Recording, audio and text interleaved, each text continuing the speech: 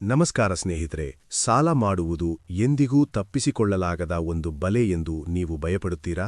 ಒಂದು ವೇಳೆ ನಿಮ್ಮ ಉಳಿತಾಯದಿಂದ ಮಾತ್ರ ಎಂದಿಗೂ ತೆರೆಯಲು ಸಾಧ್ಯವಾಗದ ಬಾಗಿಲನ್ನು ಒಂದು ಸಾಲವು ತೆರೆಯಬಲ್ಲದು ಎಂದಾದರೆ, ನೀವು ಯಾವುದಕ್ಕೆ ಹೆದರುತ್ತೀರೋ ಅದೇ ನಿಮ್ಮ ಸಂಪತ್ತಿನ ಅಸಲೀ ಕೀಲಿಕೈಯಾಗಬಲ್ಲದು ಎಂದರೆ ನೀವು ನಂಬುತ್ತೀರಾ?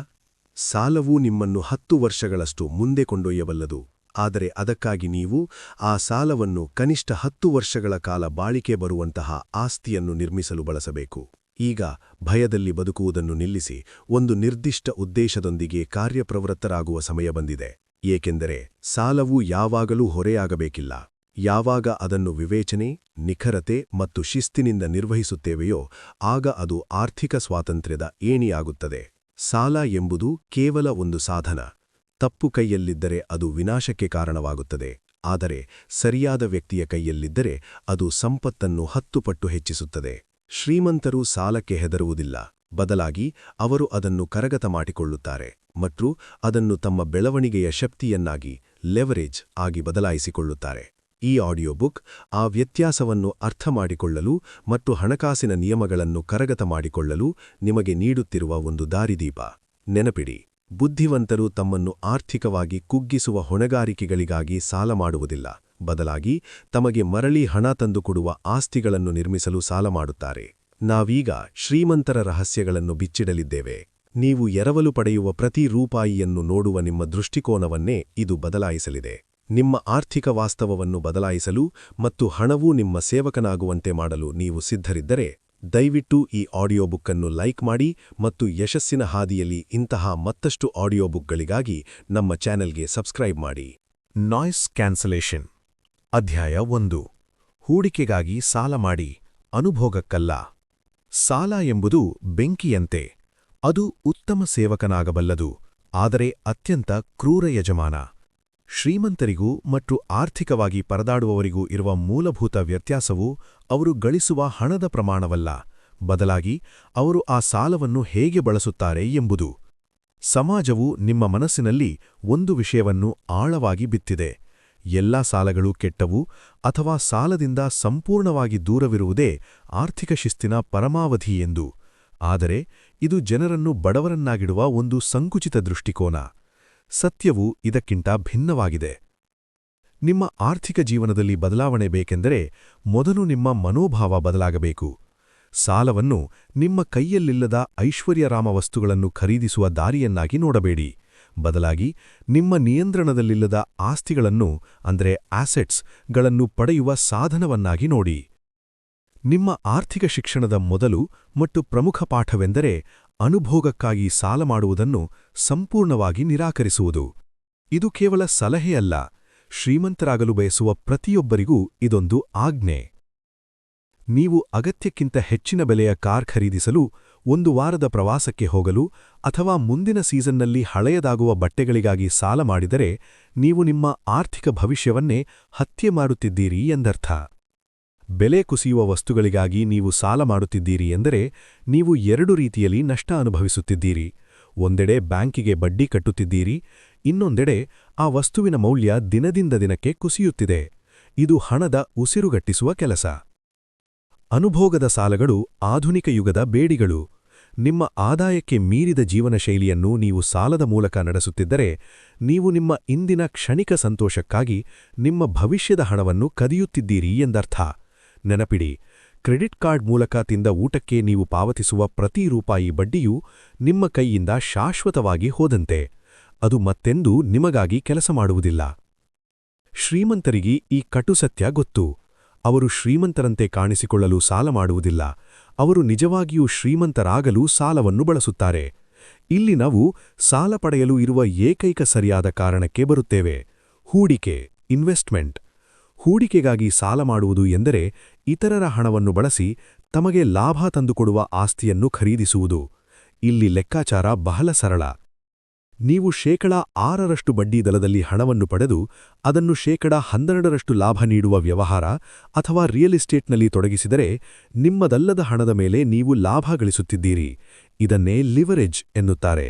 ಸಾಮ್ರಾಜ್ಯಗಳು ನಿರ್ಮಾಣವಾಗುವುದು ಹೀಗೆ. ಆದರೆ ಇದಕ್ಕೆ ಕಟ್ಟುನಿಟ್ಟಿನ ಶಿಸ್ತು ಮತ್ತು ಆರ್ಥಿಕ ಬುದ್ಧಿವಂತಿಕೆ ಬೇಕು. ಹೂಡಿಕೆ ಲಾಭ ನೀಡುತ್ತದೆ ಎಂದು ನೀವು ಕೇವಲ ಊಹಿಸುವಂತಿಲ್ಲ, ಅದು ನಿಮಗೆ ತಿಳಿದಿರಬೇಕು. ಯಾವುದೇ ಸಾಲ ಪಡೆಯುವ ಮೊದಲು ನೀವು ಈ ಒಂದು ಪ್ರಶ್ನೆಯನ್ನು ಕೇಳಿಕೊಳ್ಳಲೇಬೇಕು.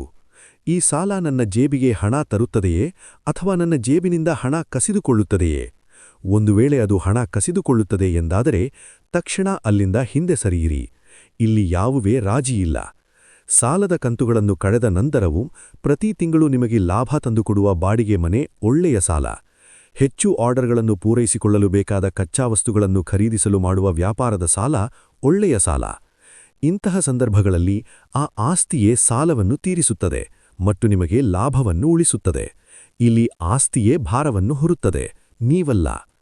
ಆದರೆ ಐಶ್ವರ್ಯರಾಮ ಕಾರಿನ ಸಾಲ ನಿಮ್ಮ ಆದಾಯವನ್ನು ತಿನ್ನುತ್ತದೆ. ಪ್ರತಿ 30 ದಿನಕ್ಕೊಮ್ಮೆ ಅದು ಹಣವನ್ನು ಬೇಡುತ್ತದೆ. ಸಾಲ ಮುಗಿಯುವ ಹೊತ್ತಿಗೆ ನಿಮ್ಮ ಕೈಯಲ್ಲಿರುವುದು ಕೇವಲ ಒಂದು ಹಳೆಯ ಕಬ್ಬಿಣದ ಚುರು ಮಾತ್ರ. ಇಂತಹ ಕೆಟ್ಟ ಸಾಲಗಳ ಬಗ್ಗೆ ನೀವು ನಿರ್ದಾಕ್ಷಿಣ್ಯವಾಗಿರಬೇಕು. ಗಣಿತಕ್ಕೆ ನಿಮ್ಮ ಭಾವನೆಗಳ ಮೇಲೆ ಕಾಳಜಿಯಿಲ್ಲ, ಅದಕ್ಕೆ ಕೇವಲ ಬಡ್ಡಿದರ ಮತ್ತು ಆಸ್ತಿಯ ಮೌಲ್ಯದ ಮೇಲೆ ಮಾತ್ರ ಗಮನ. ನೀವು ಈ ನಿಯಮವನ್ನು ಉಲ್ಲಂಘಿಸಿದರೆ ನೀವು ಬ್ಯಾಂಕನ್ನು ಶ್ರೀಮಂತಗೊಳಿಸಲು ದುಡಿಯುತ್ತಿದ್ದೀರಿ ಎಂದರ್ಥ. ಆದರೆ ನೀವು ಈ ಕಲೆಯನ್ನು ಕರಗತ ಮಾಡಿದರೆ ಬ್ಯಾಂಕ್ ನಿಮ್ಮ ಪಾರುದಾರನಾಗುತ್ತಾನೆ. ಅನುಭೋಗದ ಸಾಲಗಳಲ್ಲಿ ಅಪಾಯ ಪೂರ್ಣವಾಗಿ ನಿಮ್ಮ ಮೇಲೆ ಇರುತ್ತದೆ, ಆದರೆ ಹೂಡಿಕೆಯ ಸಾಲಗಳಲ್ಲಿ ಅಪಾಯ ಆ ಆಸ್ತಿಯೇ ನಿಭಾಯಿಸುತ್ತದೆ. ಮಧ್ಯಮ ವರ್ಗದವರು ಸಾವಿರಾರು ರೂಪಾಯಿ ಕ್ರೆಡಿಟ್ ಕಾರ್ಡ್ ಬಿಲ್ ಬಗ್ಗೆ ಚಿಂತಿಸುತ್ತಾ ನಿದ್ದೆಗೆಡುತ್ತಾರೆ, ಆದರೆ ಶ್ರೀಮಂತರು ಕೋಟ್ಯಾಂತರ ರೂಪಾಯಿ ಸಾಲವಿದ್ದರೂ ನೆಮ್ಮದಿಯಿಂದ ಮಲಗುತ್ತಾರೆ. ಯಾಕೆಂದರೆ ಅವರ ಸಾಲವನ್ನು ತೀರಿಸಲು ಅವರ ಬಳಿ ಆಸ್ತಿಗಳಿವೆ. ಮಧ್ಯಮ ವರ್ಗದವರ ಬಳಿ ಕೇವಲ ಅವರ ಶ್ರಮ ಮಾತ್ರ ಇದೆ. ನೀವು ಯಾವ ಕಡೆ ಇರಬೇಕು ಎಂಬುದನ್ನು ನೀವೇ ನಿರ್ಧರಿಸಿ. ಕೊನೆಯದಾಗಿ, ಸಾಲದ ವೆಚ್ಚ ಮತ್ತು ಹೂಡಿಕೆಯ ಲಾಭದ ನಡುವಿನ ವ್ಯತ್ಯಾಸವನ್ನು ದ ಸ್ಪ್ರೆಡ್ ಗುರುತಿಸುವುದನ್ನು ಕಲಿಯಿರಿ. ಲಾಭವು ಸಾಲದ ವೆಚ್ಚದಕ್ಕಿಂತ ಹೆಚ್ಚಾಗಿದ್ದರೆ ಮಾತ್ರ ಸಾಲ ಮಾಡಿ, ಇಲ್ಲದಿದ್ದರೆ 1 ರೂಪಾಯಿಯೂ ಸಾಲ ಮಾಡಬೇಡಿ. ಜೀವನ ಶೈಲಿಯನ್ನು ಸುಧಾರಿಸಿಕೊಳ್ಳಲು ಸಾಲ ಮಾಡಬೇಡಿ, ಕೇವಲ ಆಸ್ತಿ ಗಳಿಸಲು ಮಾತ್ರ ಸಾಲ ಮಾಡಿ.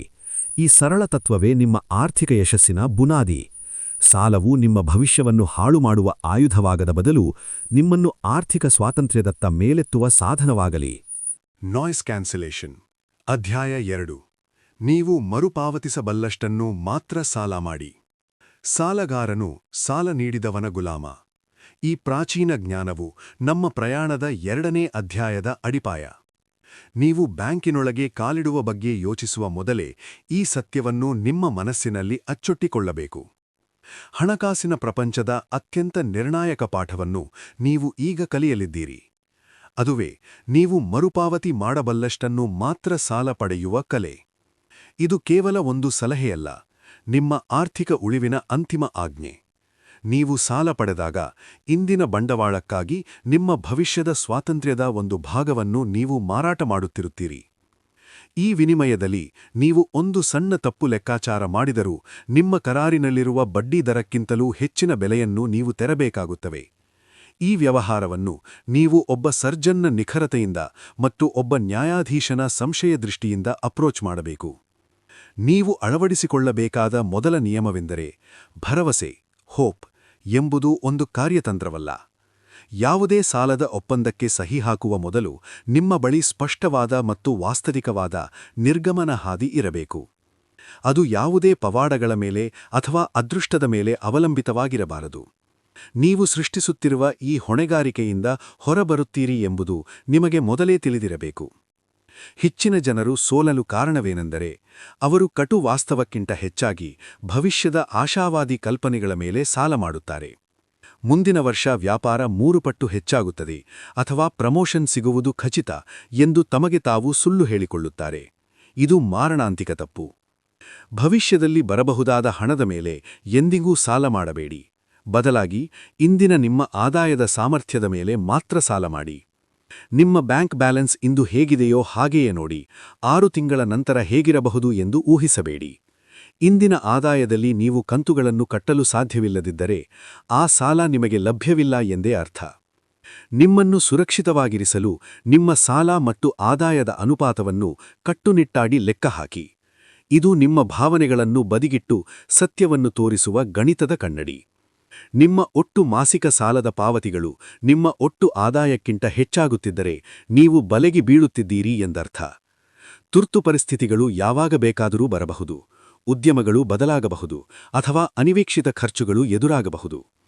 ನಿಮ್ಮ ಬಜೆಟ್ ಎಷ್ಟು ಬಿಗಿಯಾಗಿದೆ ಎಂದರೆ ಒಂದು ಸಣ್ಣ ವೈದ್ಯಕೀಯ ಬಿಲ್ ಬಂದರೂ ಸಾಲು, ಸಾಲದ ಕಂತು ಕಟ್ಟಲು ಸಾಧ್ಯವಾಗದೇ ಇದ್ದರೆ ನೀವು ಮಿತಿಮೀರಿ ಸಾಲ ಮಾಡಿದ್ದೀರಿ ಎಂದರ್ಥ.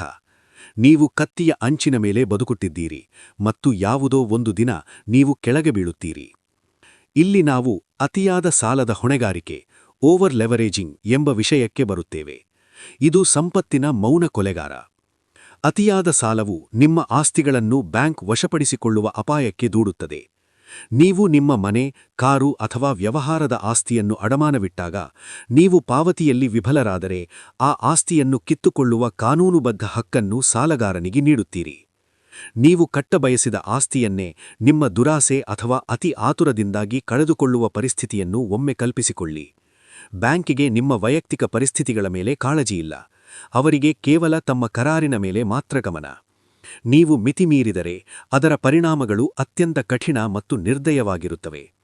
ಹಾಗಾಗಿ ನೀವು ಪಡೆಯಬಹುದಾದ ಸಾಲ ಮತ್ತು ನೀವು ಪಡೆಯಬೇಕಾದ ಸಾಲದ ನಡುವೆ ಒಂದು ಸುರಕ್ಷತಾ ಅಂತರವನ್ನು ಯಾವಾಗಲೂ ಕಾಪಾಡಿಕೊಳ್ಳಬೇಕು. ಬ್ಯಾಂಕ್ ನಿಮಗೆ 10 ಲಕ್ಷ ರೂಪಾಯಿ ನೀಡಲು ಸಿದ್ಧವಿದೆ ಎಂದ ಮಾತ್ರಕ್ಕೆ ನೀವು ಅಷ್ಟನ್ನೂ ತೆಗೆದುಕೊಳ್ಳಬೇಕಿಲ್ಲ. ಬ್ಯಾಂಕುಗಳು ಸಾಲ ಮಾರುವ ವ್ಯವಹಾರದಲ್ಲಿವೆ.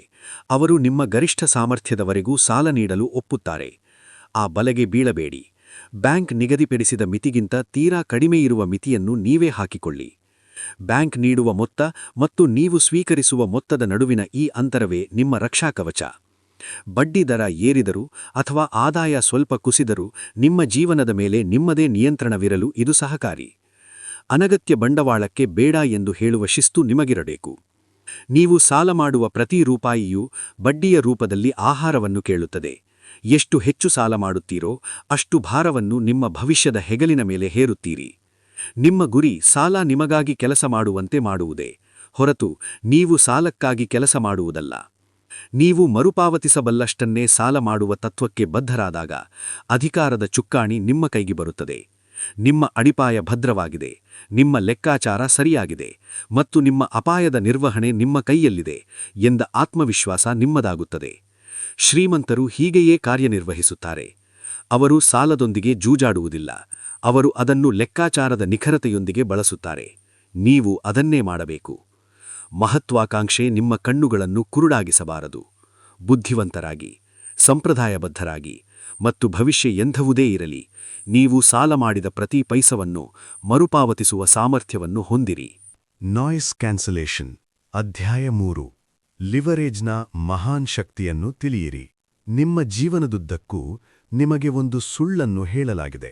ಅದೇನಪ್ಪಾ ಅಂದರೆ, ಸಾಲ ಎಂಬುದು ಜನ್ಮಜಾತವಾಗಿ ಕೆಟ್ಟದ್ದು ಮತ್ತು ಎಲ್ಲವನ್ನೂ ನಗದು ಹಣದಲ್ಲೇ ಖರೀದಿಸುವುದು ಆರ್ಥಿಕ ಭದ್ರತೆಗೆ ಇರುವ ಏಕೈಕ ದಾರಿಯೆಂದು. ಆದರೆ ಈ ಅಧ್ಯಾಯವು ಆ ಭ್ರಮೆಯನ್ನು ಪುಡಿಪುಡಿ ಮಾಡಲು ಬಂದಿದೆ. ಈ ಹಣಕಾಸು ಜಗತ್ತಿನ ಅತ್ಯಂತ ಶಕ್ತಿಶಾಲಿ ಅಸ್ತ್ರವಾದ ಲಿವರೇಜನ್ನು ನಾನಿಂದು ನಿಮ್ಮ ಕೈಗೆ ನೀಡಲಿದ್ದೇನೆ.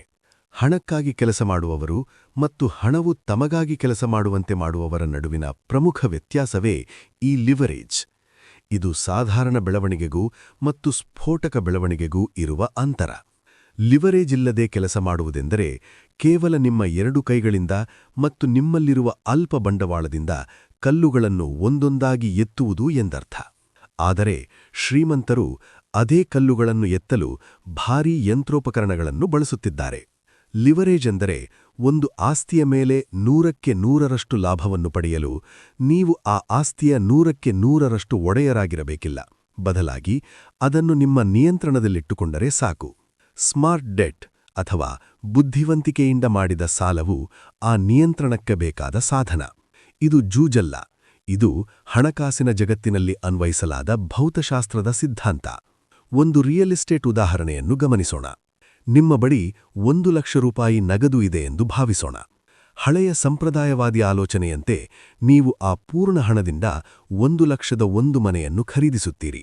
ವರ್ಷದ ಕೊನೆಯಲ್ಲಿ ಆ ಮನೆಯ ಮೌಲ್ಯ 10% ಹೆಚ್ಚಾದರೆ ನಿಮ್ಮ ಲಾಭ 10,000 ರೂಪಾಯಿ.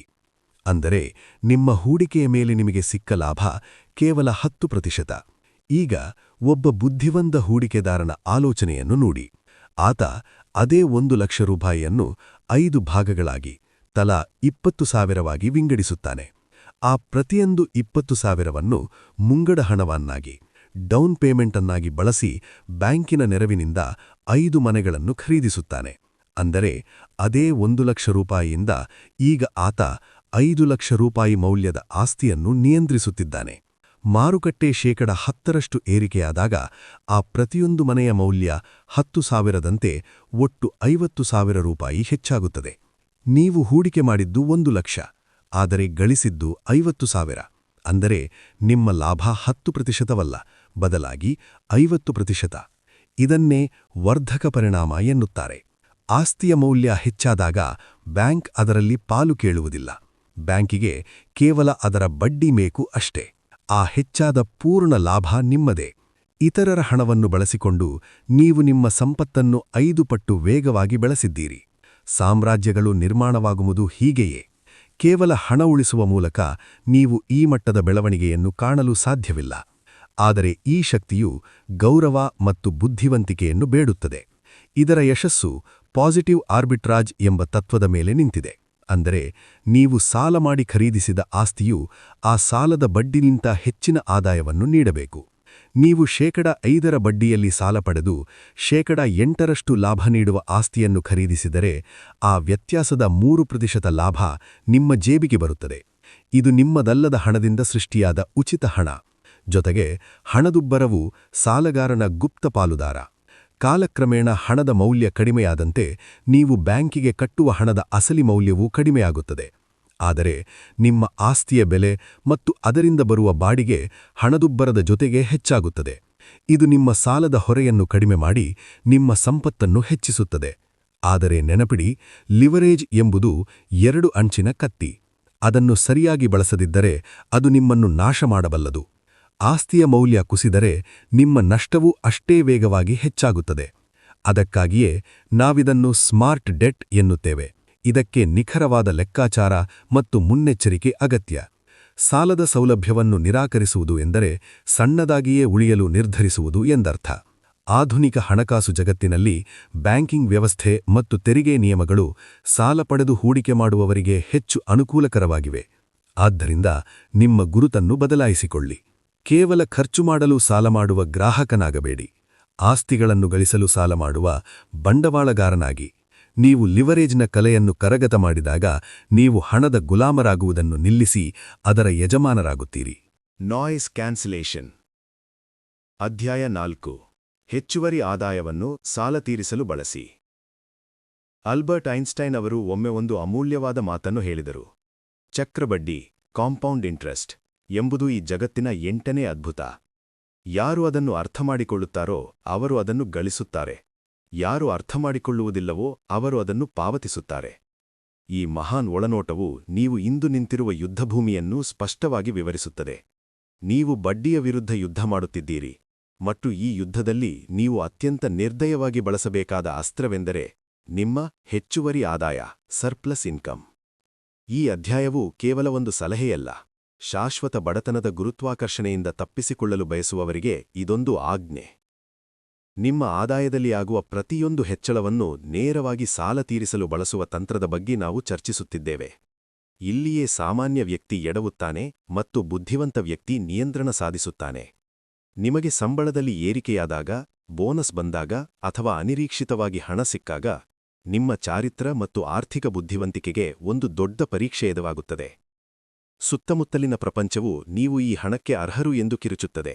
ಜಾಹೀರಾತುಗಳು ನಿಮ್ಮ ಕಾರನ್ನು ಅಪ್ಗ್ರೇಡ್ ಮಾಡಲು, ದುಬಾರಿ ಬಟ್ಟೆ ಖರೀದಿಸಲು ಅಥವಾ ದೊಡ್ಡ ಮನೆಗೆ ಬಾಡಿಗೆಗೆ ಹೋಗಲು ಪ್ರೇರೇಪಿಸುತ್ತವೆ. ಈ ಆಮಿಷಗಳನ್ನು ನೀವು ಸಂಪೂರ್ಣವಾಗಿ ತಿರಸ್ಕರಿಸಬೇಕು.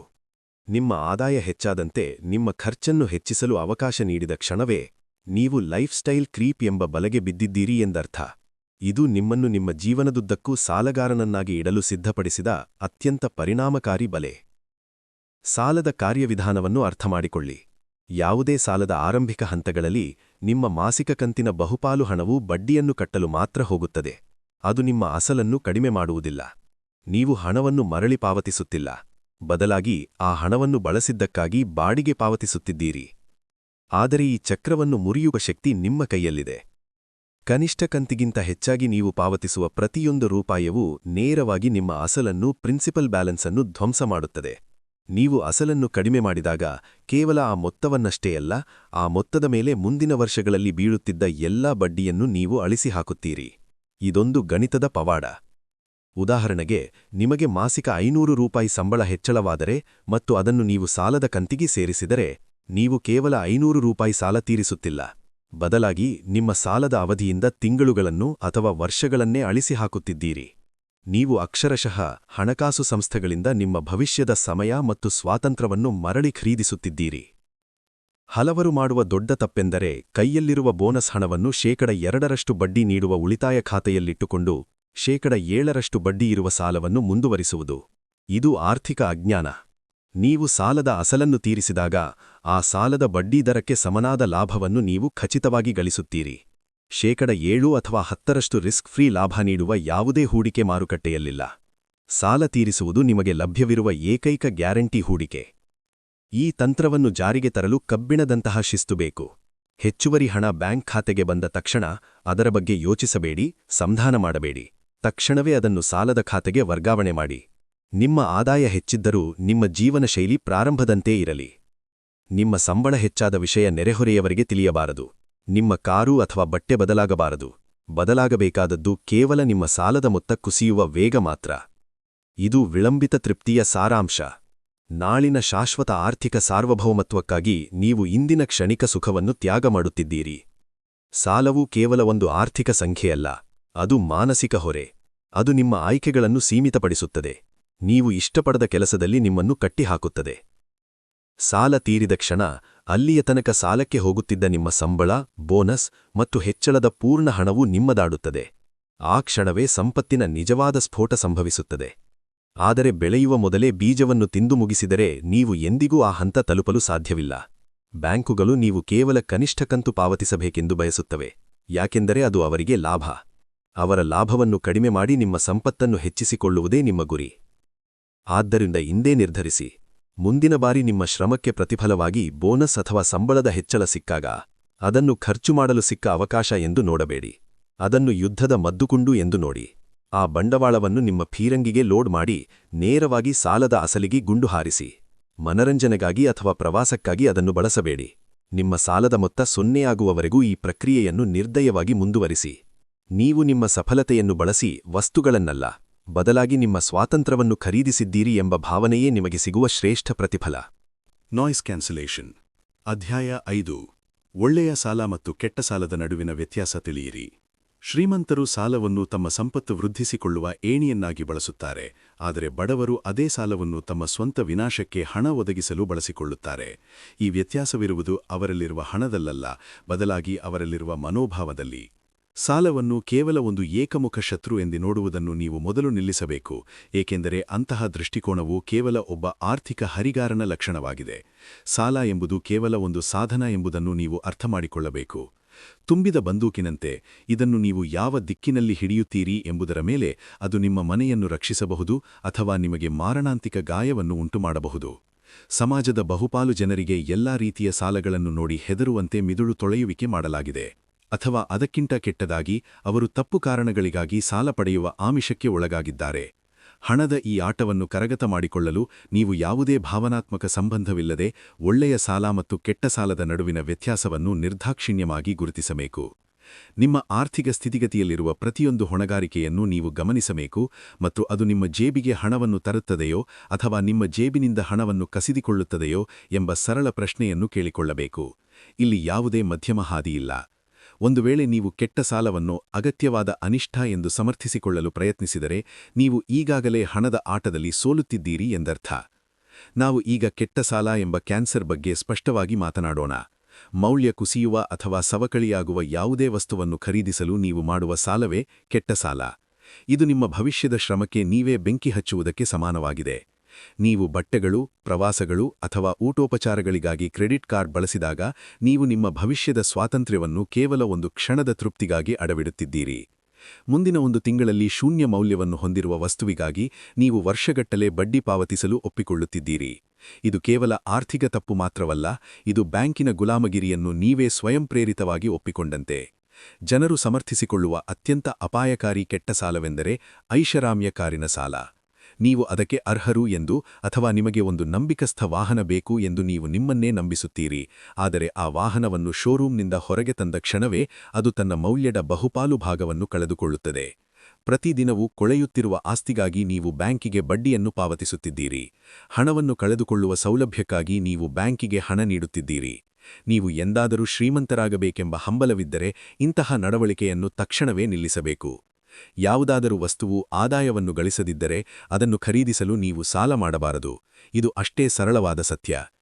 ಈ ಸಮೀಕರಣದ ಇನ್ನೊಂದು ಬದಿಯಲ್ಲಿ ಒಳ್ಳೆಯ ಸಾಲ ಎಂಬ ಪ್ರಬಲ ಅಸ್ತ್ರವಿದೆ. ಒಳ್ಳೆಯ ಸಾಲ ಎಂದರೆ ಯಾವುದನ್ನು ಬೇರೆಯವರು ನಿಮಗಾಗಿ ಮರುಪಾವತಿ ಮಾಡುತ್ತಾರೋ ಅಂತಹ ಸಾಲ. ಇದು ಶ್ರೀಮಂತರಿಗೆ ತಿಳಿದಿರುವ ಮತ್ತು ಮಧ್ಯಮ ವರ್ಗದವರು ನಿರ್ಲಕ್ಷಿಸುವ ರಹಸ್ಯವಾಗಿದೆ. ಬಾಡಿಗೆ ನೀಡುವ ಆಸ್ತಿಯನ್ನು ಪಡೆಯಲು ನೀವು ಸಾಲ ಮಾಡಿದಾಗ ನೀವು ಹಣದ ಹರಿವನ್ನು ಪಡೆಯಲು ಬ್ಯಾಂಕಿನ ಹಣವನ್ನು ಬಳಸುತ್ತಿದ್ದೀರಿ. ನೀವು ಒಂದು ಅಪಾರ್ಟ್ಮೆಂಟ್ ಸಂಕಲಿದ ಮೇಲೆ ಸಾಲ ಪಡೆದಾಗ ಅಲ್ಲಿನ ಬಾಡಿಗೆದಾರರು ನಿಮ್ಮ ಸಾಲದ ಕಂತು, ವಿಮೆ ಮತ್ತು ತೆರಿಗೆಯನ್ನು ಪಾವತಿಸಿ ಅದರ ಜೊತೆಗೆ ನಿಮ್ಮ ಜೇಬಿಗೆ ಪ್ರತಿ ತಿಂಗಳು 5,500 ರೂಪಾಯಿ ಲಾಭವನ್ನು ತಂದುಕೊಟ್ಟರೆ ಅದು ಒಳ್ಳೆಯ ಸಾಲ. ನೀವು ಅತ್ಯಂತ ಕಡಿಮೆ ಬಂಡವಾಳದಿಂದ ಹೆಚ್ಚು ಮೌಲ್ಯದ ಆಸ್ತಿಯನ್ನು ನಿಯಂತ್ರಿಸಲು ಲಿವರೇಜ್ ಬಳಸಿದ್ದೀರಿ. ಅಲ್ಲಿ ನಿಮ್ಮ ಸಾಲದ ಅಸಲು ಮತ್ತು ಬಡ್ಡಿಯನ್ನು ಪಾವತಿಸುತ್ತಿರುವುದು ನೀವಲ್ಲ, ಬದಲಾಗಿ ನಿಮ್ಮ ಬಾಡಿಗೆದಾರರು. ನೀವು ಅಕ್ಷರಶಃ ಬ್ಯಾಂಕಿನ ಬಂಡವಾಳವನ್ನು ನಿಮ್ಮ ಸ್ವಂತ ಆಸ್ತಿಯನ್ನು ನಿರ್ಮಿಸಲು ಬಳಸುತ್ತಿದ್ದೀರಿ. ಇಂತಹ ಸಾಲವು ಹೊರೆಯಲ್ಲ, ಬದಲಾಗಿ ಅದೊಂದು ಪಾಲುದಾರ. ನೀವು ನಿದ್ರಿಸುತ್ತಿರುವಾಗಲೂ ಅದು ನಿಮಗಾಗಿ ಕೆಲಸ ಮಾಡುತ್ತದೆ. ವ್ಯಾಪಾರ ವಿಸ್ತರಣೆ ಅಥವಾ ಶಿಕ್ಷಣಕ್ಕಾಗಿ ಮಾಡುವ ಸಾಲದ ದಕ್ಷತೆಯನ್ನು ಗಮನಿಸಿ. ನಿಮ್ಮ ಕಾರ್ಖಾನೆಯ ಉತ್ಪಾದನೆಯನ್ನು ದ್ವಿಗುಣಗೊಳಿಸುವ ಯಂತ್ರವನ್ನು ಖರೀದಿಸಲು ನೀವು ಸಾಲ ಮಾಡಿದರೆ ಆ ಸಾಲವು 10 ಪಟ್ಟು ಹೆಚ್ಚು ಲಾಭವನ್ನು ತಂದುಕೊಡುತ್ತದೆ. ನಿಮ್ಮ ಹೂಡಿಕೆಯ ಮೇಲಿನ ಲಾಭವು ಹೆಚ್ಚಾಗಿದ್ದರೆ ಸಾಲದ ಬಡ್ಡಿದರವು ಅಪ್ರಸಂಗವಾಗುತ್ತದೆ. ನಿಮಗೆ ಹೆಚ್ಚು ಆದಾಯ ತಂದುಕೊಡುವ ವೃತ್ತಿಜೀವನವನ್ನು ಖಚಿತಪಡಿಸುವ ವಿಶೇಷ ಕೌಶಲ್ಯವನ್ನು ಪಡೆಯಲು ನೀವು ಸಾಲ ಮಾಡಿದರೆ ಅದು ನಿಮ್ಮ ಸ್ವಂತ ಮಾನವ ಬಂಡವಾಳದ ಮೇಲಿನ ಹೂಡಿಕೆಯಾಗುತ್ತದೆ. ಆದರೂ ಇಲ್ಲಿ ನೀವು ನಿಮ್ಮೊಂದಿಗೆ ಅತ್ಯಂತ ಪ್ರಾಮಾಣಿಕವಾಗಿರಬೇಕು. ಹೆಚ್ಚು ಸಂಬಳದ ವೃತ್ತಿಜೀವನಕ್ಕೆ ದಾರಿ ಮಾಡಿಕೊಡದ ಪದವಿಯು ಹೂಡಿಕೆಯ ರೂಪದಲ್ಲಿರುವ ಕೆಟ್ಟ ಸಾಲವಾಗಿದೆ. ಎಲ್ಲಾ ಶಿಕ್ಷಣವೂ ಒಳ್ಳೆಯ ಸಾಲ ಎಂದು ನೀವು ಕುರುಡಾಗಿ ನಂಬಬಾರದು. ನೀವು ಅದರ ಲೆಕ್ಕಾಚಾರ ಮಾಡಬೇಕು ಮತ್ತು ಹೂಡಿಕೆಯ ಮೇಲಿನ ಲಾಭವನ್ನು ಅಳೆಯಬೇಕು. ಗಣಿತವು ಸರಿಯಾಗಿರದಿದ್ದರೆ ನಿಮ್ಮ ಉದ್ದೇಶ ಎಷ್ಟೇ ಉದಾತ್ತವಾಗಿದ್ದರೂ ಅದು ಕೆಟ್ಟ ಸಾಲವೇ ಆಗಿರುತ್ತದೆ. ಇದಲ್ಲದೆ ವಿಜೇತರನ್ನು ಸೋತವರಿಂದ ಪ್ರತ್ಯೇಕಿಸುವ ತೆರಿಗೆಯ ಪರಿಣಾಮಗಳನ್ನು ನೀವು ಅರ್ಥಮಾಡಿಕೊಳ್ಳಬೇಕು. ಪ್ರತಿಯೊಂದು ಅಭಿವೃದ್ಧಿಹೊಂದಿದ ನಿಯಮಗಳನ್ನು ಉತ್ಪಾದಕರು ಮತ್ತು ಹೂಡಿಕೆದಾರರಿಗೆ ಬಹುಮಾನ ನೀಡಲು ಮತ್ತು ಅನುಭೋಗಿಗಳನ್ನು ಶಿಕ್ಷಿಸಲು ಬರೆಯಲಾಗಿದೆ. ನಿಮ್ಮ ವೈಯಕ್ತಿಕ ಕ್ರೆಡಿಟ್ ಕಾರ್ಡ್ ಅಥವಾ ಕಾರಿನ ಸಾಲದ ಮೇಲೆ ನೀವು ಪಾವತಿಸುವ ಬಡ್ಡಿಯನ್ನು ನೀವು ತೆರಿಗೆ ಪಾವತಿಸಿದ ನಂತರದ ಹಣದಿಂದ ಕಟ್ಟಬೇಕು. ಅಂದರೆ ನೀವು ಮೊದಲು ಹಣ ಗಳಿಸಬೇಕು, ಅದರ ಮೇಲೆ ಆದಾಯ ತೆರಿಗೆ ಕಟ್ಟಬೇಕು ಮತ್ತು ನಂತರ ಬ್ಯಾಂಕಿಗೆ ಹಣ ನೀಡಬೇಕು. ಇದು ಬದುಕಲು ಅತ್ಯಂತ ದುಬಾರಿಯ ಮಾರ್ಗವಾಗಿದೆ. ಆದರೆ ಒಳ್ಳೆಯ ಸಾಲದ ಬಡ್ಡಿಯು ಸಾಮಾನ್ಯವಾಗಿ ತೆರಿಗೆಯಿಂದ ವಿನಾಯಿತಿ ಪಡೆಯುತ್ತದೆ. ನಿಮ್ಮ ಹೂಡಿಕೆಯ ಚಟುವಟಿಕೆಗಳಿಗೆ ಸರ್ಕಾರವೇ ಪರಿಣಾಮಕಾರಿಯಾಗಿ ಸಹಾಯಧನ ನೀಡುತ್ತದೆ. ನೀವು ಬಾಡಿಗೆ ನೀಡುವ ಆಸ್ತಿ ಅಥವಾ ವ್ಯಾಪಾರವನ್ನು ಹೊಂದಿದ್ದಾಗ ನೀವು ಪಾವತಿಸುವ ಬಡ್ಡಿಯು ನಿಮ್ಮ ತೆರಿಗೆಗೆ ಒಳಪಡುವ ಆದಾಯವನ್ನು ಕಡಿಮೆ ಮಾಡುತ್ತದೆ. ಇದರ ಅರ್ಥ ಶ್ರೀಮಂತರಾಗಲು ಸಾಲ ಮಾಡುವುದು ಶ್ರೀಮಂತರಂತೆ ಕಾಣಿಸಿಕೊಳ್ಳಲು ಸಾಲ ಮಾಡುವುದಕ್ಕಿಂತ ಅಗತ್ಯ. ನೀವು ಕಡಿಮೆ ತೆರಿಗೆ ಪಾವತಿಸಲು ನಿಮ್ಮ ಸಾಲದ ವೆಚ್ಚವನ್ನು ಲಾಭದಾಯಕವಾಗಿ ಬಳಸಬಹುದು. ಇದು ಸಂಪತ್ತು ಸಂಗ್ರಹಕ್ಕೆ ಒಂದು ಪವಿತ್ರ ಚಕ್ರವನ್ನು ಸೃಷ್ಟಿಸುತ್ತದೆ. ಇಂದೇ ನಿಮ್ಮ ಆರ್ಥಿಕ ಜೀವನದ ಪಟ್ಟಿಯನ್ನು ಸಿದ್ಧಪಡಿಸಿ. ನಾಳೆಗಾಗಿ ಕಾಯಬೇಡಿ. ನಿಮ್ಮಲ್ಲಿರುವ ಪ್ರತಿಯೊಂದು ಸಾಲವನ್ನು ಪರೀಕ್ಷಿಸಿ. ನಿಮ್ಮಲ್ಲಿ ಕೆಟ್ಟ ಸಾಲಗಳಿದ್ದರೆ ನಿಮ್ಮ ಆರ್ಥಿಕ ಜೀವನಕ್ಕೆ ರಕ್ತಸ್ರಾವವಾಗುತ್ತಿದೆ ಎಂದರ್ಥ. ನೀವು ಅದನ್ನು ಅತ್ಯಂತ ಕ್ರೂರವಾಗಿ ಎದುರಿಸಬೇಕು. ಆ ಸಾಲವನ್ನು ತೀರಿಸಬೇಕೆಂದರೆ ನಿಮ್ಮ ಹೊಣೆಗಾರಿಕೆಗಳನ್ನು ಮಾರಿಬಿಡಿ. ಅತ್ಯಂತ ದುಬಾರಿಯಾದ ಕಾರನ್ನು ಮಾರಿಬಿಡಿ.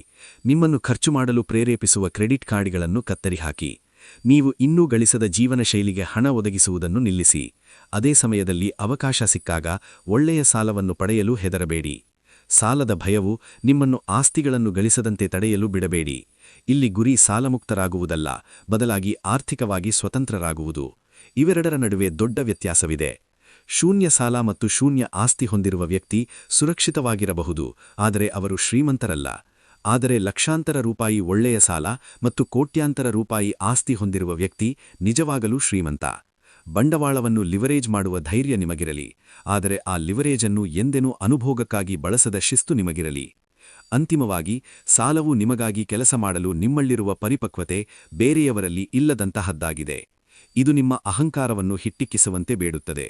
ನಿಮ್ಮ ನೆರೆಹೊರೆಯವರನ್ನು ಮೆಚ್ಚಿಸಲು ವಸ್ತುಗಳನ್ನು ಖರೀದಿಸುವುದನ್ನು ನಿಲ್ಲಿಸಿ ಮತ್ತು ನಿಮ್ಮ ಅಕೌಂಟೆಂಟನ್ನು ಮೆಚ್ಚಿಸಲು ನಗದು ಹಣ ತಂದುಕೊಡುವ ಆಸ್ತಿಗಳನ್ನು ಸೃಷ್ಟಿಸಲು ಪ್ರಾರಂಭಿಸಿ.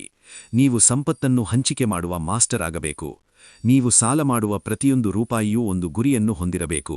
ಅದು ನಿಮ್ಮ ಆರ್ಥಿಕ ಸಾಮ್ರಾಜ್ಯಕ್ಕೆ ಹೆಚ್ಚು ಪ್ರದೇಶವನ್ನು ವಶಪಡಿಸಲು ಕಳುಹಿಸಿದ ಸೈನಿಕನಂತಿರಬೇಕು. ಒಂದು ವೇಳೆ ನೀವು ಸಾಲ ಮಾಡಿದ ರೂಪಾಯಿಯು ತನ್ನೊಂದಿಗೆ ಗೆಳೆಯರನ್ನು ಮರಳಿ ತರದಿದ್ದರೆ ಅಂತಹ ಸಾಲ ಮಾಡಬೇಡಿ. ನೀವು ಸಾಲವನ್ನು ನಿಯಂತ್ರಿಸಬೇಕು ಅಥವಾ ಸಾಲವು ನಿಮ್ಮನ್ನು ನಿಯಂತ್ರಿಸುತ್ತದೆ. ಇವೆರಡರ ನಡುವೆ ಸಂಪೂರ್ಣ ಸ್ಪಷ್ಟತೆಯೊಂದಿಗೆ ವ್ಯತ್ಯಾಸ ಗುರುತಿಸಿ.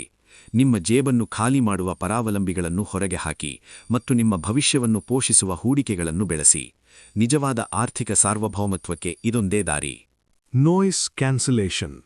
ಅಧ್ಯಾಯ 7. ಸಾಲ ಮಾಡುವ ಮುನ್ನ ತುರ್ತು ನಿಧಿಯನ್ನು ನಿರ್ಮಿಸಿಕೊಳ್ಳಿ. ಬೆಂಜಮಿನ್ ಫ್ರಾಂಕ್ಲಿನ್ ಅವರು ಹೇಳಿದಂತೆ, ಸಿದ್ಧತೆ ಮಾಡಿಕೊಳ್ಳುವಲ್ಲಿ ನೀವು ವಿಫಲರಾಗುತ್ತಿದ್ದೀರಿ ಎಂದರೆ ನೀವು ಸೋಲಿಗೆ ಸಿದ್ಧರಾಗುತ್ತಿದ್ದೀರಿ ಎಂದೇ ಅರ್ಥ. ಹಣದ ಭದ್ರಕೋಟೆ ಇಲ್ಲದೆ ಸಾಲದ ಪ್ರಪಂಚದೊಳಗೆ ಕಾಲಿಡುವುದು ಆರ್ಥಿಕ ಅಜಾಗರೂಕತೆಯ ಪರಮಾವಧಿಯಾಗಿದೆ. ನೀವು ಯಾವುದೇ ಸಾಲದ ಒಪ್ಪಂದಕ್ಕೆ ಸಹಿ ಹಾಕುವ ಮೊದಲು ಅಥವಾ ಬಂಡವಾಳಕ್ಕಾಗಿ ಬ್ಯಾಂಕನ್ನು ಸಂಪರ್ಕಿಸುವ ಮೊದಲು ನಿಮ್ಮ ಬಳಿ ಸಂಪೂರ್ಣವಾಗಿ ಭರ್ತಿಯಾದ ತುರ್ತು ನಿಧಿಯು, ಅಂದರೆ ಎಮರ್ಜೆನ್ಸಿ ಫಂಡ್, ಇರಲೇಬೇಕು.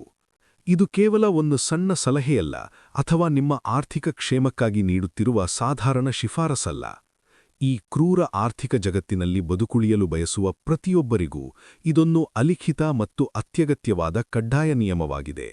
ಒಂದು ವೇಳೆ ನೀವು ಈ ಮೂಲಭೂತ ನಿಯಮವನ್ನು ನಿರ್ಲಕ್ಷಿಸಲು ನಿರ್ಧರಿಸಿದರೆ ನೀವು ಒಂದು ಇಸ್ಪಿಟು ಎಲೆಗಳ ಮನೆಯನ್ನು ನಿರ್ಮಿಸುತ್ತಿದ್ದೀರಿ ಎಂದರ್ಥ. ಅಂಥ ಮನೆ ಗಾಳಿ ಬೀಸಿದ ತಕ್ಷಣ ಕುಸಿದು ಬೀಳುವುದು ಖಚಿತ.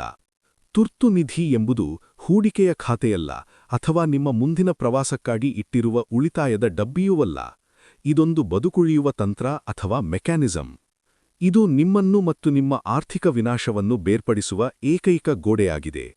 ಜೀವನವು ನಿಮ್ಮ ಮೇಲೆ ಅನಿರೀಕ್ಷಿತವಾಗಿ ಬಿಕ್ಕಟ್ಟನ್ನು ಎಸೆದಾಗ ಬ್ಯಾಂಕುಗಳಿಗೆ ನಿಮ್ಮ ವೈಯಕ್ತಿಕ ದುರಂತಗಳ ಬಗ್ಗೆ ಎಳ್ಳಷ್ಟೂ ಕಾಳಜಿ ಇರುವುದಿಲ್ಲ ಎಂಬುದನ್ನು ನೀವು ನೆನಪಿನಲ್ಲಿಡಬೇಕು.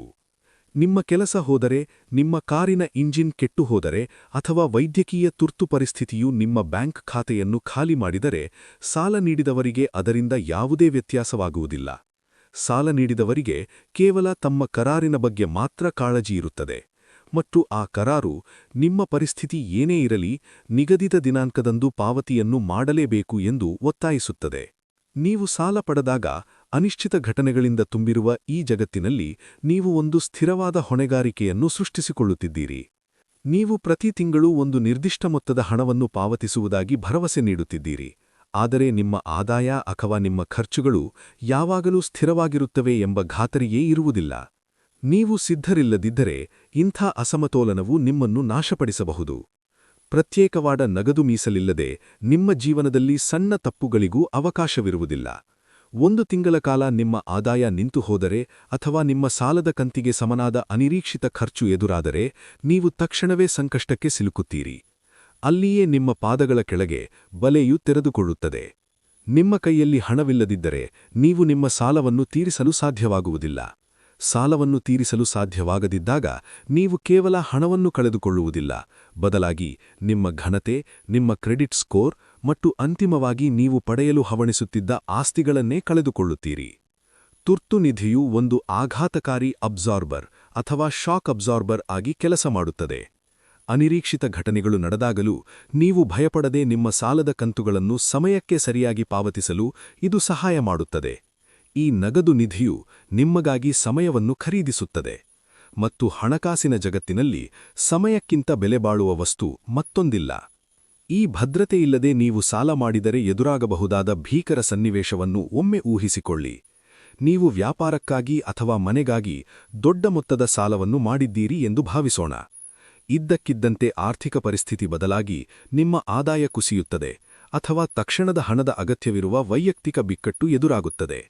ನಿಮ್ಮ ಬಳಿ ತುರ್ತು ನಿಧಿ ಇಲ್ಲದಿದ್ದರೆ ನೀವು ಅಸಹಾಯಕರಾಗುತ್ತೀರಿ. ಆಗ ನೀವು ಎಲ್ಲಿ ಹಣ ಸಿಗುತ್ತದೋ ಅಲ್ಲಿ ಹುಡುಕುತ್ತೀರಿ. ಇಂಥ ಹತಾಶ ಸ್ಥಿತಿಯು ನಿಮ್ಮನ್ನು ಲೇವಾಧೆರಿಗರಿಗೆ ಸುಲಭದ ಬಲಿಯನ್ನಾಗಿ ಮಾಡುತ್ತದೆ. ನೀವು ನಿಮ್ಮ ಮೂಲ ಸಾಲದ ಕಂತನ್ನು ಪಾವತಿಸಲು ಅತಿಯಾದ ಬಡ್ಡಿದರದ ಬೇರೆ ಸಾಲಗಳನ್ನು ಪಡೆಯಬೇಕಾಗುತ್ತದೆ ಅಥವಾ ಕ್ರೆಡಿಟ್ ಕಾರ್ಡುಗಳನ್ನು ಬಳಸಬೇಕಾಗುತ್ತದೆ. ಅಂದರೆ ನೀವು ಸಾಲದ ಹಣವನ್ನು ಪಾವತಿಸಲು ಮತ್ತೊಂದು ಸಾಲವನ್ನು ಪಡೆಯುತ್ತಿದ್ದೀರಿ. ಇದೊಂದು ಮರಣಸುಳಿಯ ಆರಂಭ. ಬಡ್ಡಿಯ ಮೇಲೆ ಬಡ್ಡಿ ಸೇರುತ್ತಾ ಹೋಗುತ್ತದೆ, ಶುಲ್ಕಗಳು ಹೆಚ್ಚಾಗುತ್ತವೆ ಮತ್ತು ಪ್ರತಿದಿನವೂ ನೀವು ಬಿಗಿಯಾದ ಸುಳಿಯಲ್ಲಿ ಸಿಲುಕುತ್ತಾ ಹೋಗುತ್ತೀರಿ. ಒಂದು ಸಣ್ಣ ಆರ್ಥಿಕ ಸಮಸ್ಯೆಯಾಗಿ ಆರಂಭವಾದದ್ದು ಅಂತಿಮವಾಗಿ ದಿವಾಳಿತನಕ ದಾರಿ ಮಾಡಿಕೊಡುತ್ತದೆ. ನಿಮ್ಮ ಬಳಿ 3 ರಿಂದ 6 ತಿಂಗಳ ಖರ್ಚಿಗಾಗುವಷ್ಟು ಹಣವಿದ್ದರೆ ನೀವು ಈ ಎಲ್ಲಾ ದುಸ್ವಪ್ನಗಳನ್ನು ತಪ್ಪಿಸಬಹುದಿತ್ತು. ತುರ್ತು ನಿಧಿಯು ಗಾಯ ಮಾರಣಾಂತಿಕವಾಗುವ ಮೊದಲೇ ರಕ್ತಸ್ರಾವವನ್ನು ನಿಲ್ಲಿಸುತ್ತದೆ. ನಗದು ಹಣವು ನಿಮಗೆ ಮಾನಸಿಕ ಶಕ್ತಿ ಮತ್ತು ಸ್ಪಷ್ಟತೆಯನ್ನು ನೀಡುತ್ತದೆ ಎಂಬುದನ್ನು ನೀವು ಅರ್ಥಮಾಡಿಕೊಳ್ಳಬೇಕು. ನಿಮ್ಮ ಬಳಿ ಮೀಸಲು ಹಣವಿದ್ದಾಗ ನೀವು ಭಯ ಅಥವಾ ಹತಾಶೆಯಿಂದ ನಿರ್ಧಾರಗಳನ್ನು ತೆಗೆದುಕೊಳ್ಳುವುದಿಲ್ಲ. ಬದಲಾಗಿ ತರ್ಕ ಮತ್ತು ಕಾರ್ಯತಂತ್ರದ ಆಧಾರದ ಮೇಲೆ ನಿರ್ಧಾರಗಳನ್ನು ತೆಗೆದುಕೊಳ್ಳುತ್ತೀರಿ.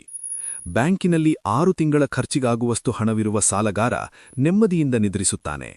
ಆದರೆ ಉಳಿತಾಯವಿಲ್ಲದ ಸಾಲಗಾರ ನಿರಂತರ ಆತಂಕದಲ್ಲಿ ಬದುಕುತ್ತಾನೆ. ಈ ಆತಂಕವು ನಿಮ್ಮ ನಿರ್ಧಾರಗಳನ್ನು ಮಸುಗಾಗುಪಡಿಸುತ್ತದೆ. ಇದು ನಿಮ್ಮನ್ನು ಅವಿವೇಕದ ನಿರ್ಧಾರಗಳನ್ನು ತೆಗೆದುಕೊಳ್ಳಲು ಸೇರಿಸುತ್ತದೆ ಮತ್ತು ನಿಮ್ಮ ದೀರ್ಘಕಾಲದ ಸಂಪತ್ತಿಗೆ ಹಾನಿ ಮಾಡುವಂಥ ಅಲ್ಪಾವಧಿಯ ಲಾಭಗಳಿಗೆ ಮಾರುಹೋಗಲು ಮಾಡುತ್ತದೆ. ಇದಲ್ಲದೆ ತುರ್ತು ನಿಧಿಯು ನಿಮ್ಮ ಹೂಡಿಕೆಗಳನ್ನು ರಕ್ಷಿಸುತ್ತದೆ. ನಿಮ್ಮ ಬಳಿ ನಗದು ಇಲ್ಲದಿದ್ದರೆ ನೀವು ಸಣ್ಣ ಸಾಲವನ್ನು ತೀರಿಸಲು ನಿಮ್ಮ ಅಮೂಲ್ಯವಾದ ಆಸ್ತಿಗಳನ್ನು ಅತ್ಯಂತ ಕೆಟ್ಟ ಸಮಯದಲ್ಲಿ ಮಾರಾಟ ಮಾಡಬೇಕಾದ ಅನಿವಾರ್ಯತೆ ಎದುರಾಗಬಹುದು. ಷೇರು ಮಾರುಕಟ್ಟೆ ಕುಸಿದಾಗ ನೀವು ಅನಿವಾರ್ಯವಾಗಿ ಷೇರುಗಳನ್ನು ಮಾರಬೇಕಾಗಬಹುದು ಅಥವಾ ಹಣದ ಅಗತ್ಯಕ್ಕಾಗಿ ನಿಮ್ಮ ರಿಯಲ್ ಎಸ್ಟೇಟ್ ಆಸ್ತಿಯನ್ನು ನಷ್ಟಕ್ಕೆ ಮಾರಬೇಕಾಗಬಹುದು. ಇದು ನಿಮ್ಮ ಸಂಪತ್ತು ವೃದ್ಧಿಯಾಗುವುದನ್ನು ತಡೆಯುತ್ತದೆ. ನಿಮ್ಮ ಬಳಿ ತುರ್ತು ನಿಧಿ ಇದ್ದರೆ ನೀವು ನಿಮ್ಮ ಹೂಡಿಕೆಗಳನ್ನು ಮುಟ್ಟದೆ ಅವುಗಳು ಬೆಳೆಯಲು ಬಿಡಬಹುದು ಮತ್ತು ಬಿಕ್ಕಟ್ಟನ್ನು ನಿಭಾಯಿಸಲು ನಿಮ್ಮ ಮೀಸಲು ಹಣವನ್ನು ಬಳಸಬಹುದು. ಸಾಲದ ಸೌಲಭ್ಯ ಇರುವುದು ಮತ್ತು ನಗದು ಹಣ ಇರುವುದು ಒಂದೇ ಎಂದು ಭಾವಿಸಿ ನಿಮ್ಮನ್ನು ನೀವೇ ವಂಚಿಸಿಕೊಳ್ಳಬೇಡಿ. ನಿಮಗೆ ಹಣದ ಅಗತ್ಯವಿದ್ದಾಗ ಬ್ಯಾಂಕ್ ನಿಮ್ಮ ಕ್ರೆಡಿಟ್ ಮಿತಿಯನ್ನು ಕಡಿಮೆ ಮಾಡಬಹುದು. ಆರ್ಥಿಕ ಹಿಂಜರಿತದ ಸಮಯದಲ್ಲಿ ಬ್ಯಾಂಕುಗಳು ಸಾಲ ನೀಡುವ ನಿಯಮಗಳನ್ನು ಬಿಗಿಯಗೊಳಿಸುತ್ತವೆ. ನೀವು ಕ್ರೆಡಿಟ್ ಕಾರ್ಡನ್ನೇ ತುರ್ತು ನಿಧಿ ಎಂದು ನಂಬಿದ್ದರೆ ನೀವು ನಿಮ್ಮ ಸುರಕ್ಷತೆಯನ್ನು ತನ್ನ ಸ್ವಾರ್ಥವನ್ನೇ ಮೊದಲು ನೋಡುವ ಒಂದು ಸಂಸ್ಥೆಯ ಕೈಯಲ್ಲಿ ಇಟ್ಟಿದ್ದೀರಿ. ನಗದು ಯಾವಾಗಲೂ ರಾಜನಿದ್ದಾಗೆ, ಯಾಕಂದರೆ ಅದು ನಿಮ್ಮ ನಿಯಂತ್ರಣದಲ್ಲಿದೆ, ಅದು ತಕ್ಷಣ ಲಭ್ಯವಿದೆ ಮತ್ತು ಎಲ್ಲೆಡೆ ಸ್ವೀಕಾರ್ಯವಾಗಿದೆ.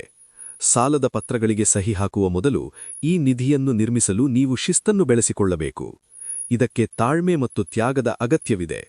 ಈ ಹಣವನ್ನು ಉಳಿಸಲು ನೀವು ನಿಮ್ಮ ಹೂಡಿಕೆಯನ್ನು ಅಥವಾ ಖರೀದಿಯನ್ನು ಕೆಲವು ತಿಂಗಳು ಅಥವಾ 1 ವರ್ಷ ಮುಂದೂಡಬೇಕಾಗಬಹುದು. ಆತುರವು ನಿಮ್ಮನ್ನು ಅಪಾಯಕ್ಕೆ ತಳ್ಳಲು ಬಿಡಬೇಡಿ. ಮಾರುಕಟ್ಟೆಯು ಯಾವಾಗಲೂ ಇರುತ್ತದೆ, ಅವಕಾಶಗಳು ಯಾವಾಗಲೂ ಸಿಗುತ್ತವೆ. ಆದರೆ ನೀವು ರಕ್ಷಣೆಯಿಲ್ಲದೆ ಅಖಾಡಕ್ಕೆ ಇಳಿದರೆ ನೀವು ಸರ್ವನಾಶವಾಗುತ್ತೀರಿ. ಆದ್ದರಿಂದ ಈ ನಿಯಮವು ಅತ್ಯಂತ ದೃಢವಾಗಿದೆ. ನಿಮ್ಮ ಹೊಸ ಸಾಲದ ಕಂತು ಸೇರಿದಂತೆ ನಿಮ್ಮ ಒಟ್ಟು ಮಾಸಿಕ ಖರ್ಚನ್ನು ಲೆಕ್ಕಹಾಕಿ. ಆ ಮೊತ್ತವನ್ನು 6ರಿಂದ ಗುಣಿಸಿ.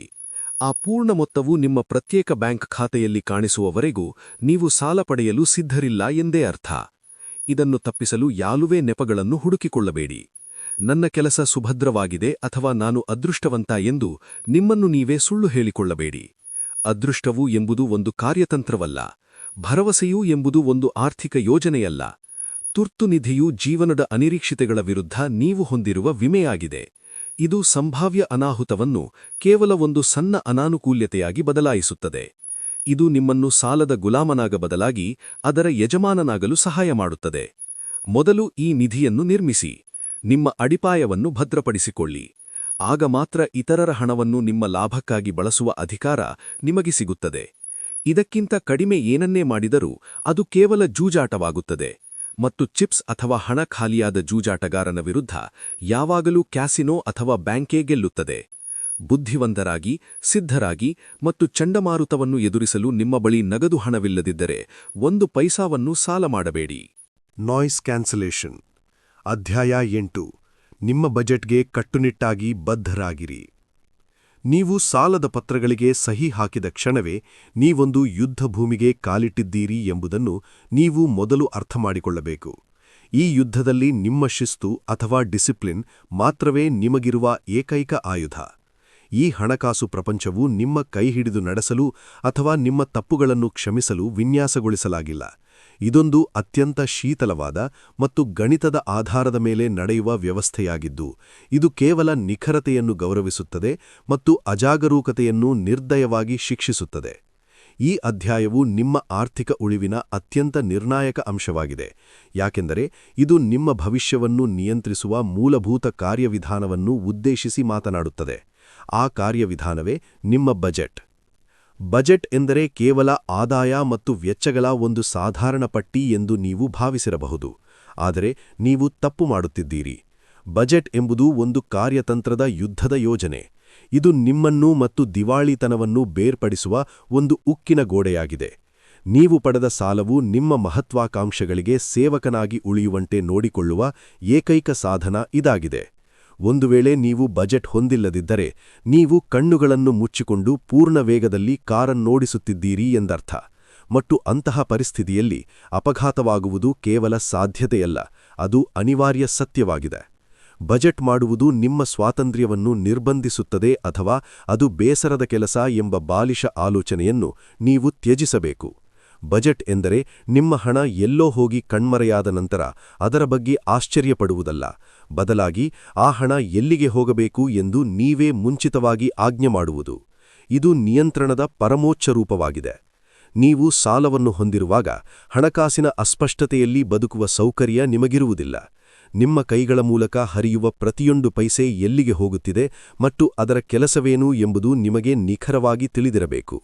ಈ ಅಧ್ಯಾಯದ ಮೊದಲ ನಿಯಮವೆಂದರೆ, ಸಾಲದ ಮರುಪಾವತಿಯನ್ನು ನೀವು ನೋಡುವ ದೃಷ್ಟಿಕೋನವನ್ನು ಸಂಪೂರ್ಣವಾಗಿ ಬದಲಾಯಿಸಿಕೊಳ್ಳುವುದು. ಹೆಚ್ಚಿನ ಜನರು ತಮ್ಮ ಸಾಲದ ಕಂತನ್ನು ಒಂದು ಬದಲಾಗುವ ವೆಚ್ಚದಂತೆ ನೋಡುತ್ತಾರೆ ಅಥವಾ ತಮ್ಮ ಜೀವನಶೈಲಿಯ ಇಚ್ಛೆಗಳನ್ನೆಲ್ಲ ಪೂರೈಸಿದ ನಂತರ ಉಳಿದ ಹಣದಲ್ಲಿ ಪಾವತಿಸುವ ವಿಷಯವನ್ನಾಗಿ ನೋಡುತ್ತಾರೆ. ಇದು ವಿನಾಶದ ಹಾದಿಯಾಗಿದೆ. ಸಾಲದ ಮರುಪಾವತಿಯನ್ನು ನೀವು ಅನಿವಾರ್ಯವಾದ ಸ್ಥಿರ ವೆಚ್ಚ ಎಂದು ಪರಿಗಣಿಸಬೇಕು. ಇದು ನಿಮ್ಮ ತಲೆಯ ಮೇಲಿರುವ ಛಾವಣಿಯನ್ನು ಉಳಿಸಿಕೊಳ್ಳಲು ನೀಡುವ ಬಾಡಿಗೆ ಅಥವಾ ನಿಮ್ಮನ್ನು ಜೀವಂತವಾಗಿರಿಸುವ ಆಹಾರದಷ್ಟೇ ಮುಖ್ಯವಾಗಿರಬೇಕು. ಇದು ತಿಂಗಳ ಕೊನೆಗೆ ಹಣ ಉಳಿದರೆ ಮಾತ್ರ ಪಾವತಿಸುವ ಆಯ್ಕೆಯಲ್ಲ. ಇದು ನೀವು ಬರೆಯುವ ಮೊದಲ ಚೆಕ್ ಆಗಿರಬೇಕು ಅಥವಾ ನೀವು ಮಾಡುವ ಮೊದಲ ವರ್ಗಾವಣೆಯಾಗಿರಬೇಕು.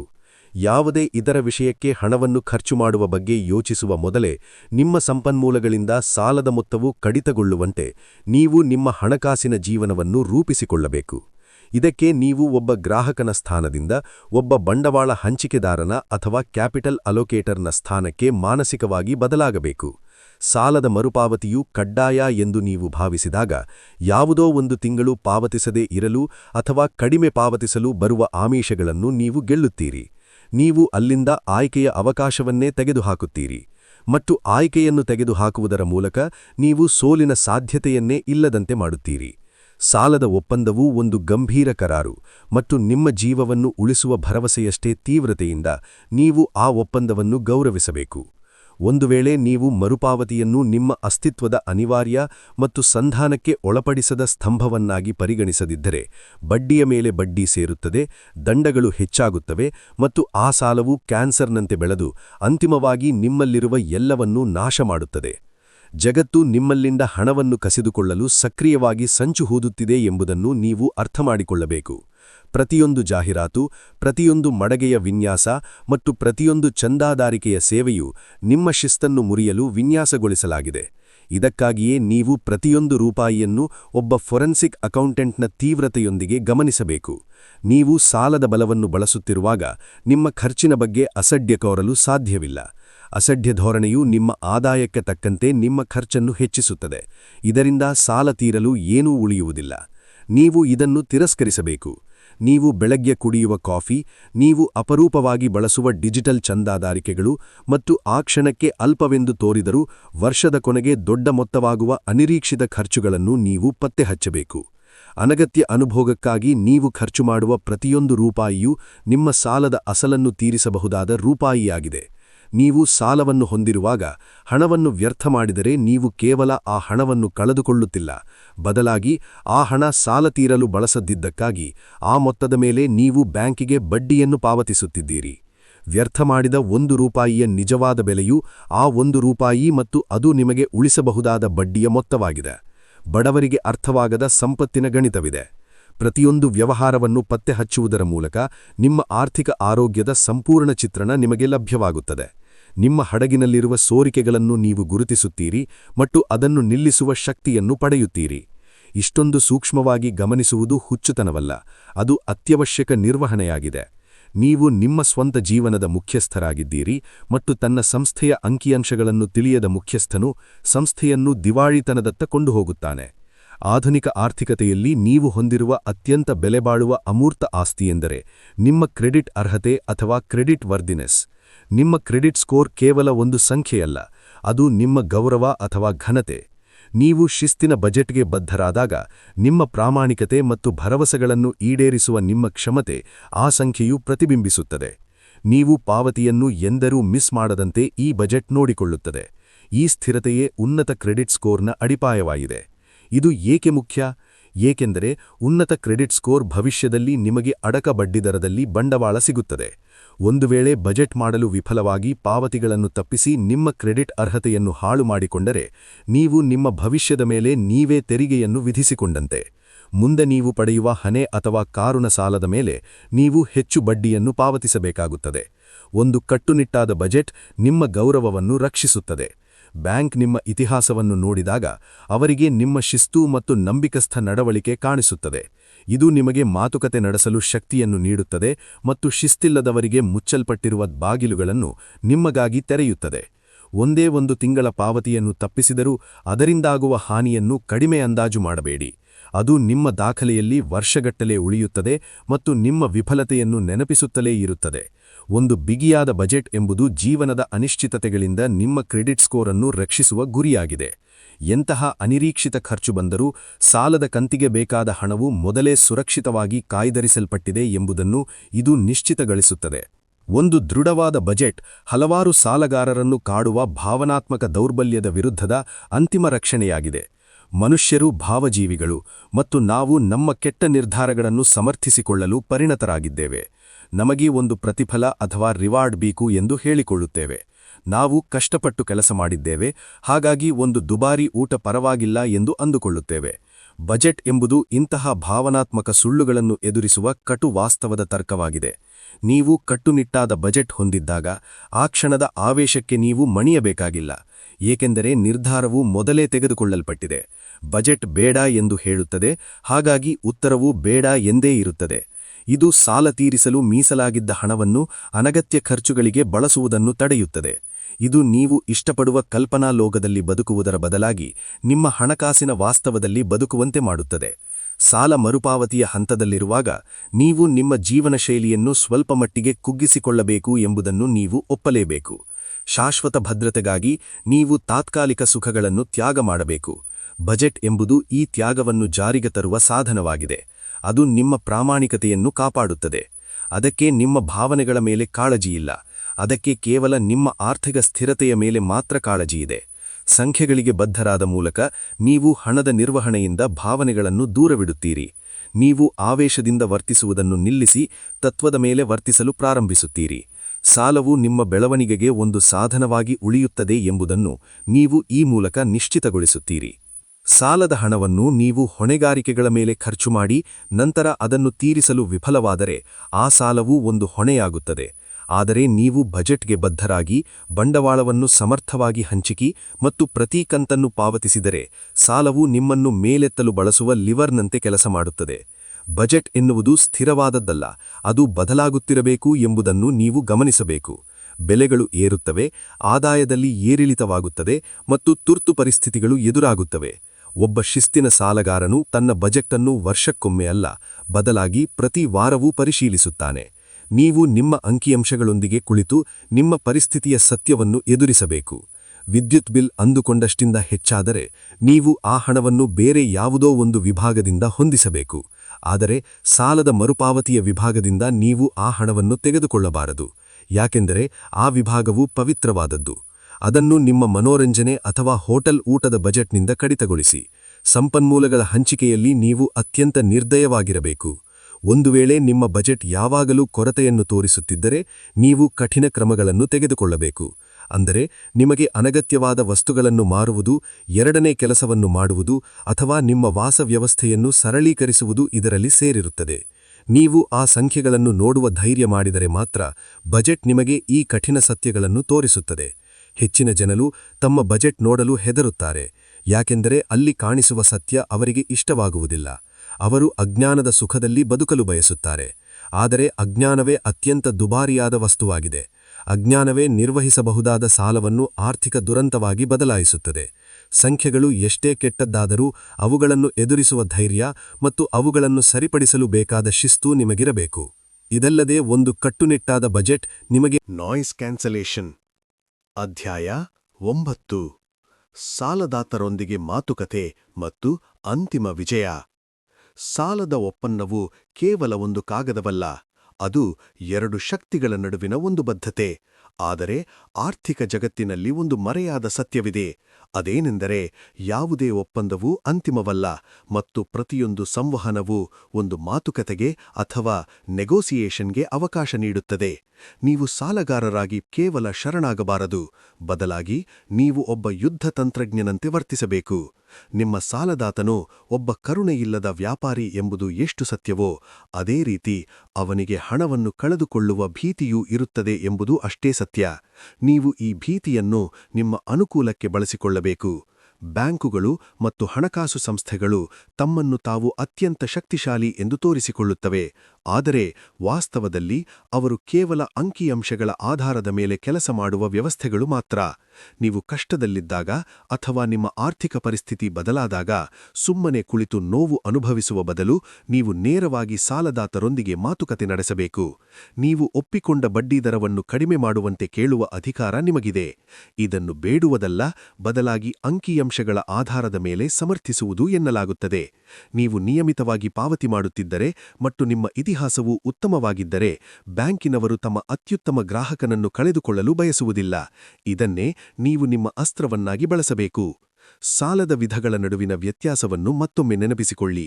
ಕೆಟ್ಟ ಸಾಲಗಳು ನಿಮ್ಮನ್ನು ಗುಲಾಮರನ್ನಾಗಿ ಮಾಡಿದರೆ, ಒಳ್ಳೆಯ ಸಾಲಗಳು ನಿಮ್ಮನ್ನು ಬೆಳೆಸುತ್ತವೆ. ಯಾವಾಗಲೂ ಒಂದು ವಿಷಯ ನೆನಪಿರಲಿ: ಬಡ್ಡಿಯು ಸಮಯದ ಬೆಲೆಯಾಗಿದೆ.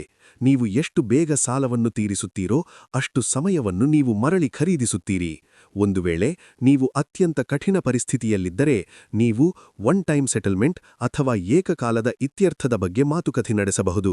ಬ್ಯಾಂಕಿನವರಿಗೆ ನಿಮ್ಮಿಂದ ಏನೂ ಸಿಗದಿರುವ ಬದಲು ಅಸಲನ್ನಾದರೂ ಪಡೆಯುವುದು ಲಾಭದಾಯಕ ಎಂದು ಅನಿಸಬೇಕು.